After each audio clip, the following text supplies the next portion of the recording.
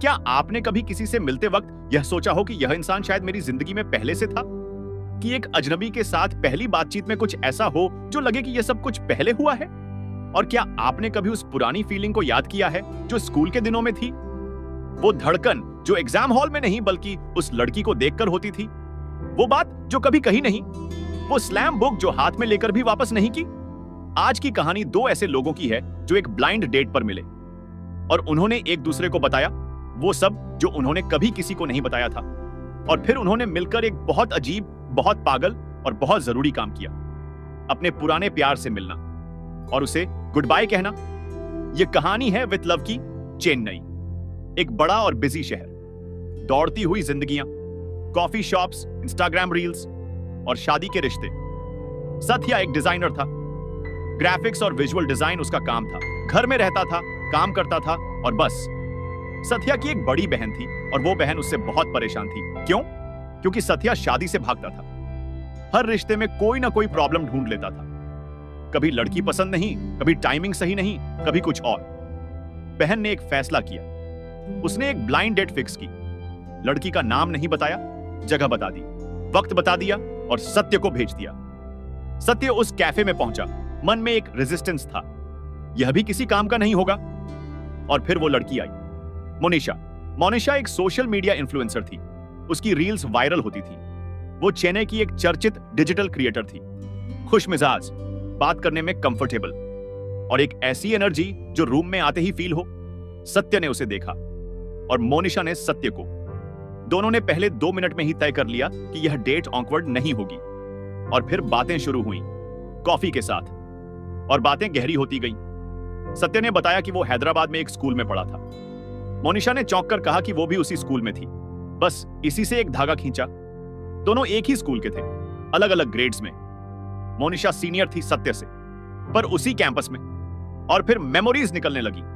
सत्य ने बताया कि उस स्कूल में उसका एक क्रश था, अनीशा उसी क्लास में थी, सुंदर, स्मार्ट और सत्य की कमजोरी।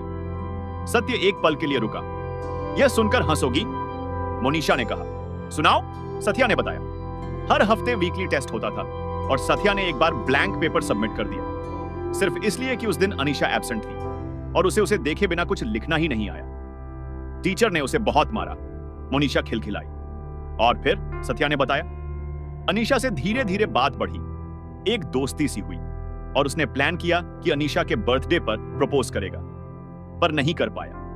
और स्कूल का आखिरी दिन आया, एनुअल फंक्शन। सत्या ने तय किया कि आज करेगा। उसने अपने बेस्ट फ्रेंड दिनेश से कहा। दिनेश चुप रहा। फिर उसने बताया, वो मेरी गर्लफ्रेंड है, हमारा रिश्ता है। सत्या का दिल एक पल में टूट गया था।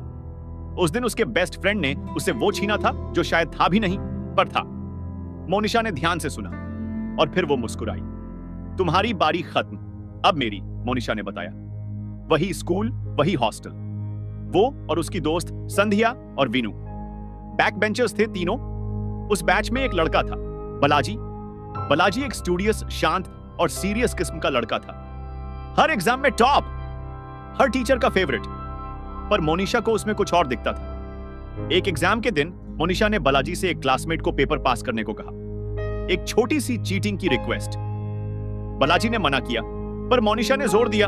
बलाजी ने पास किया और मोनिशा की बेस्ट फ्रेंड संध्या ने यह सब अगले दिन पूरी क्लास को बता दिया। बलाजी की खूब हंसी उड़ी। एक टॉपर ने चीटिंग की, यह बात पूरे स्कूल में फैल गई। बलाजी ने मोनिशा से बात करना बंद कर दिया। वो सेमेस्टर खत्म हुआ। स्लैम बुक्स का वक्त आया। मोनिशा ने बालाजी को एक स्लैम बुक दी।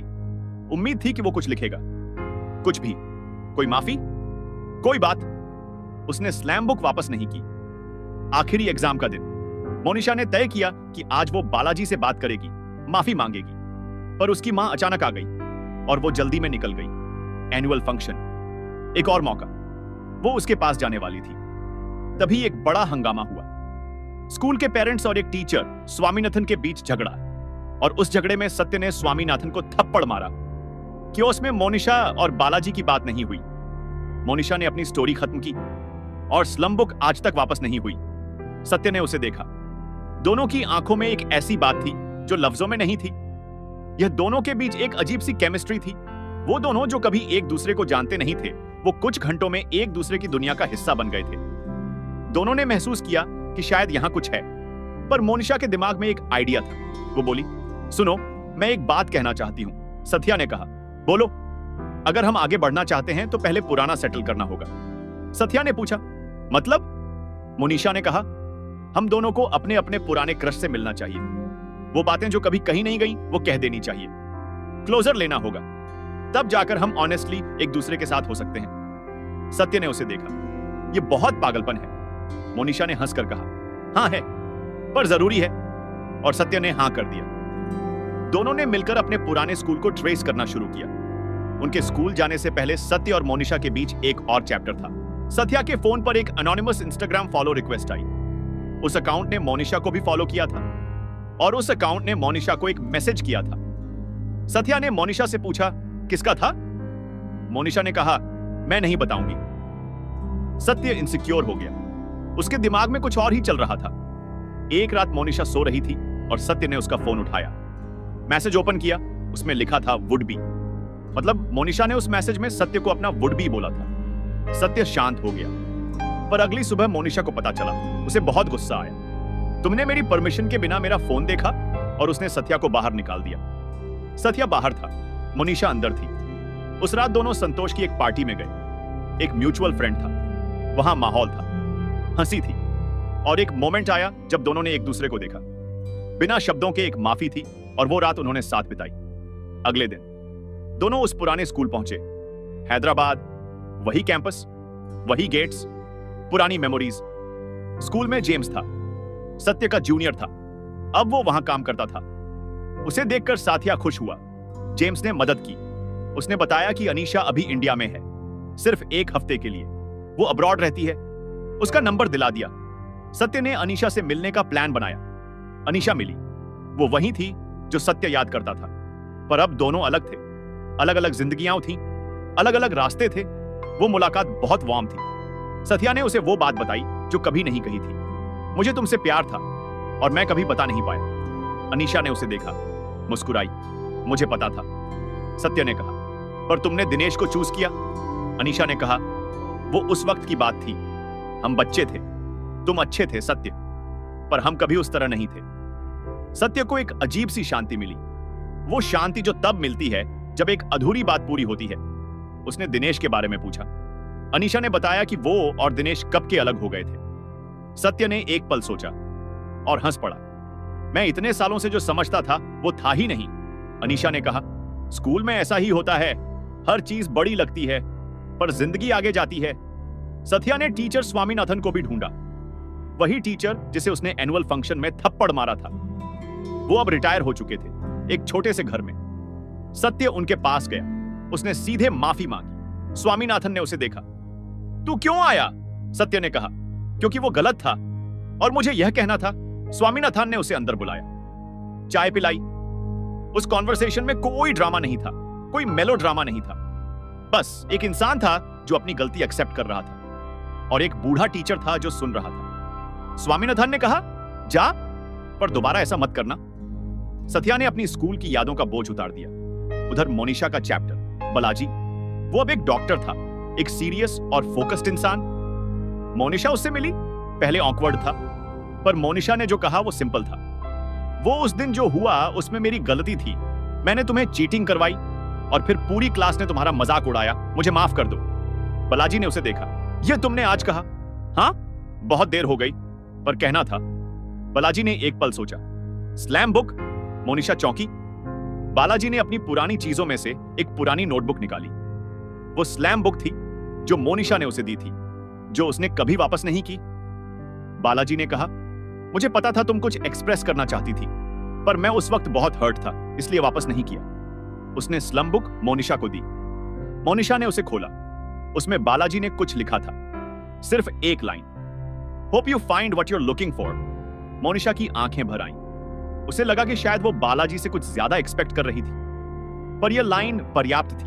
यह क्लोजर था पूरा। मोनिशा ने स्लैम बुक अपने सीने से लगाई। वो उस स्कूल के उसी कॉरिडोर में थी जहां वो बरसों पहले खड़ी थी, और उस कॉरिडोर में एक पुरानी बर्डन उतर गई। सत्या और मोनिशा वापस चेन्नई आए। दोनों एक कैफे में थे, वही जहां पहली बार मिले थे। सत्या ने पूछा, कैसा लगा? मोनिशा ने कहा, हल्का, बहुत हल्का। सत्या ने कहा, मुझे भी। दोनों ने एक दूसरे को देखा। अब कोई पुरानी स्टोरी नहीं थी जो बीच में थी। अब कोई अनरिजॉल्व्ड फीलिंग नहीं थी। अब कोई व्हाट इफ नहीं था। सत्य ने मोनिशा का हाथ थाम लिया। मोनिशा ने उसे देखा। श्योर हो? सत्य ने कहा, हाँ, पहली बार कुछ बात करते हुए श्योर हूं। और वो दोनों हंसे। वो हंसी जो रिलीफ की होती है, खुशी की होती है और एक नई शुरुआत की होती है। विद लव की यह कहानी बहुत सिंपल है, पर सिंपल चीजें ही सबसे ज्यादा टच करती हैं। यह कहानी हम सबकी है। वो एग्जाम जो ब्लैंक छोड़ा था, वो स्लैम बुक जो वापस नहीं हुई, वो बर्थडे जिस पर कुछ नहीं कहा, वो एनुअल फंक्शन जहां सब कुछ हो सकता था पर नहीं हुआ। हम सब कहीं ना कहीं सत्य हैं और कहीं ना कहीं मोनिशा। और विद लव ये कहती है कि उन पुरानी बातों को जब तक आप अपने अंदर रखोगे, नई जिंदगी के लिए जगह नहीं बनेगी। क्लोजर लो, चाहे कितना भी वक्त लगे। उस इंसान के पास जाओ जिससे एक बात अधूरी रह गई, माफी मांगो, या बस इतना कहो कि वो वक्त था, वो हम थे और आज हम यहां हैं। और फिर अपनी जिंदगी में आगे बढ़ो, क्योंकि आगे बहुत कुछ है। सत्य के लिए आगे थी मोनिशा और मोनिशा के लिए आगे था सत्य। विद लव, एक खत अपनी पुरानी यादों को, एक धन्यवाद उन जिंदगियों को जो हमें बनाती हैं, और एक शुरुआत उनके साथ जो सच में हमारे हैं